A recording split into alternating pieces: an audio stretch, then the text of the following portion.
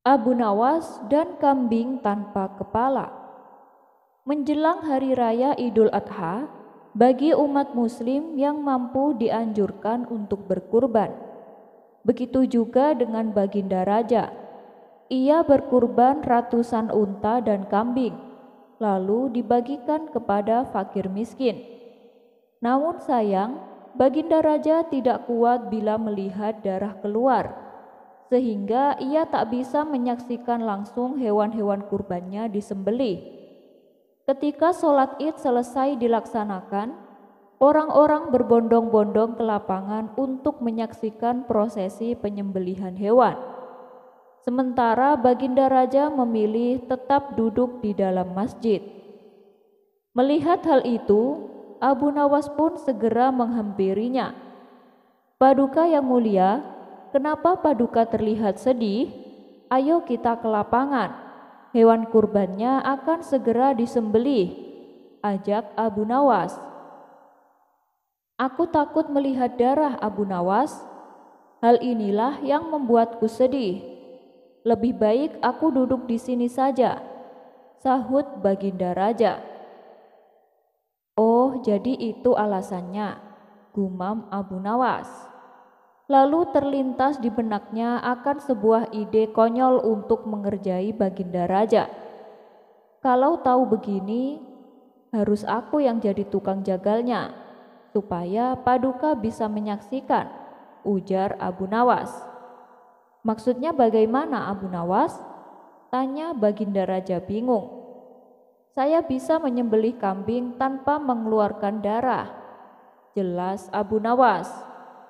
"Tidak mungkin, itu suatu hal yang mustahil," jawab Baginda Raja. "Tentu saja bisa, Paduka. Saya akan membuktikannya," kata Abu Nawas. "Baiklah, kalau kau memang bisa, aku akan memberimu hadiah 1 ekor unta. Tapi kalau kamu gagal, kamu akan mendapat hukuman. Bagaimana?" tantang Baginda Raja. "Siap, Paduka yang mulia," sahut Abu Nawas. Maka keduanya pun pergi keluar masjid dan berjalan menuju ke tengah lapangan. Sesampainya di sana, kemudian Abu Nawas menggambar seekor kambing jantan yang gemuk. "Coba sebutkan hewan apa ini?" tanya Abu Nawas. "Itu seekor kambing jantan," jawab Baginda Raja. Lalu Abu Nawas menghapus gambar kepala kambingnya. Tapi setelah itu Abu Nawas menggambar lagi kepala kambing yang terpisah dari badannya. "Lihatlah, Paduka, sekarang kambingnya telah aku potong tanpa mengeluarkan darah sedikit pun," ucap Abu Nawas. Melihat hal itu, Baginda Raja pun tertawa terpingkal-pingkal. Ia pun lalu memberi Abu Nawas hadiah yang dijanjikan, tapi bukan karena kecerdikannya, melainkan karena kelucuannya yang bisa membuat Baginda Raja tertawa. Abu Nawas mencari jodoh, doanya penuh siasat. Kisah Abu Nawas mencari jodoh cukup religius, juga menggelitik. Alkisah, kala masih bujang, Abu Nawas ingin segera mendapatkan jodoh. Kemudian menikah dan hidup bersama jadi satu keluarga. Suatu ketika, Abu Nawas sangat tergila-gila pada seorang perempuan. Perempuan yang digandrungi sungguh cantik, pintar, serta termasuk wanita ahli ibadah. Abu Nawas ingin menjadikannya istri perempuan itu. Karena cintanya begitu membara, dia lantas berdoa dengan khusyuk meminta kepada Allah Subhanahu wa taala. Terjemahan doanya dalam bahasa Indonesia kurang lebih sebagai berikut. "Ya Allah, jika memang gadis itu baik untuk saya, dekatkanlah kepadaku. Tetapi jika memang menurutmu ia tidak baik buatku, tolong ya Allah, sekali lagi tolong, pertimbangkan lagi ya Allah." Doa Abu Nawas ini menggelitik karena terkesan memaksa kehendak Allah. Tak lupa dalam doa itu, Abu Nawas menyisipkan nama gadis yang menjadi pujaan hatinya itu. Abu Nawas berdoa itu dan itu lagi setiap selesai sholat 5 waktu. Selama berbulan-bulan, ia pun menunggu tanda-tanda dikabulkan doanya. 3 bulan berlalu, Abu Nawas merasa doanya tak dikabulkan. Dia kemudian introspeksi diri.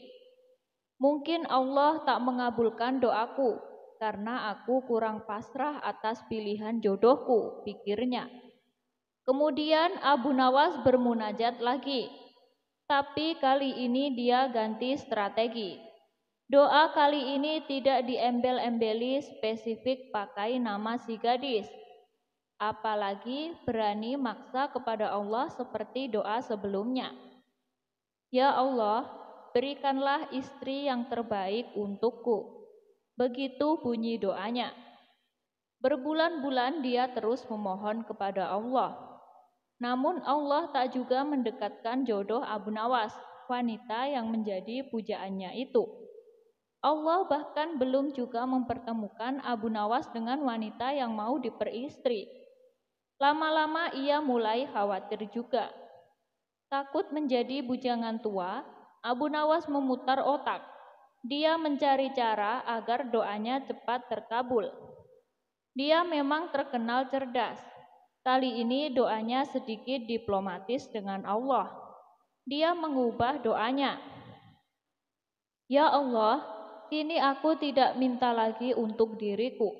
Aku hanya minta wanita sebagai menantu ibuku yang sudah tua dan sangat aku cintai ya Allah. Sekali lagi bukan untukku ya Allah, maka berikanlah ia menantu.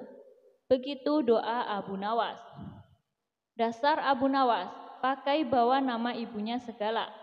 Padahal permintaannya tetap saja untuk dirinya. Allah Maha Tahu, tidak perlu dipolitisir segala. Barangkali karena keikhlasan dan keluguan Abu Nawas, Allah pun menjawab doanya. Allah menakdirkan wanita cantik dan solehah itu menjadi istri Abu Nawas. Abu Nawas bersyukur bisa mempersunting gadis pujaannya. Abu Nawas dapat 100 keping emas cuma dengan membelakangi raja. Abu Nawas mendapat tantangan yang mempunyai resiko sangat besar, yakni hukuman pancung. Tantangan itu muncul saat dia bersama teman-temannya sedang minum kopi di warung. Para sahabat itu menantang Abu Nawas untuk memantati baginda raja, karena selama ini belum ada yang berani melakukannya. Jika berhasil, dia bakal mendapat 100 keping emas dari rekan-rekannya tersebut. Tentu saja Abu Nawas menerima tantangan tersebut, meskipun dia sendiri tidak yakin berhasil. Minggu depan Raja Harun ar-Rasyid akan mengadakan jamuan kenegaraan. Para menteri, pegawai istana, dan orang-orang dekat raja diundang, termasuk Abu Nawas. Seusai menyampaikan pidato, raja melihat Abu Nawas duduk sendirian di tempat yang tidak ada karpetnya. Karena merasa heran, raja bertanya, "Mengapa engkau tidak duduk di atas karpet?" Baginda raja sekuat tenaga membujuk Abu Nawas untuk duduk di karpet.